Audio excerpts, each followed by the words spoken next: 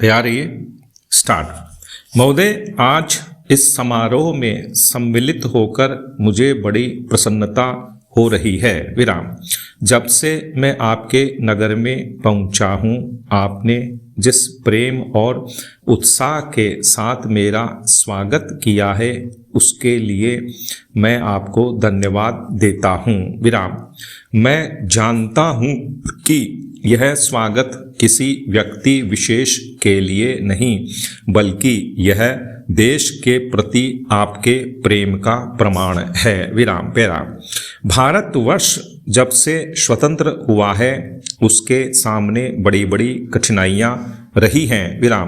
परंतु ईश्वर की दया से हम एक एक कठिनाई को हल करते गए हैं और आज कहा जा सकता है कि अब हमें प्रगति के लिए प्रशस्त मार्ग मिल गया है। विराम।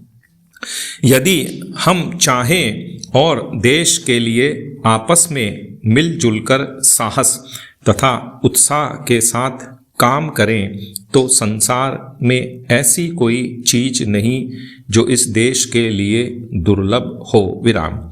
इसलिए एक ऐसे दिन का मनाना जिस दिन देश की उन्नति के लिए एक बहुत बड़ा कदम उठाया गया था, स्वाभाविक ही है। विराम।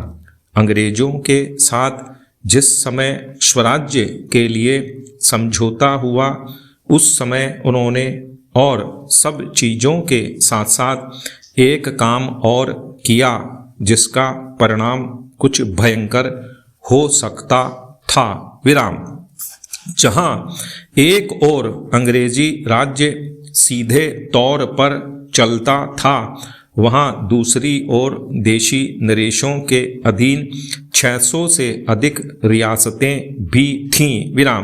ब्रिटिश सरकार ने जाते समय यह घोषणा कर दी कि ये सभी रियासतें अपने को उन सभी शर्तों और बंधनों से मुक्त समझें जो उन्होंने ब्रिटिश सरकार के साथ किए थे, और प्रत्येक का अधिकार है कि वह चाहे तो हिंदुस्तान के साथ अथवा पाकिस्तान के साथ मिल जाए या अपने को स्वतंत्र रखे। विराम।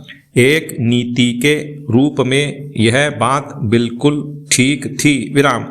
परंतु यदि हमारे देशी नरेशों के हृदय में भी वह देश प्रेम नहीं होता जो उन्होंने दिखलाया, तो संभव था कि एक भारतवर्ष के बदले आज भारतवर्ष के कई टुकड़े हुए होते। विराम।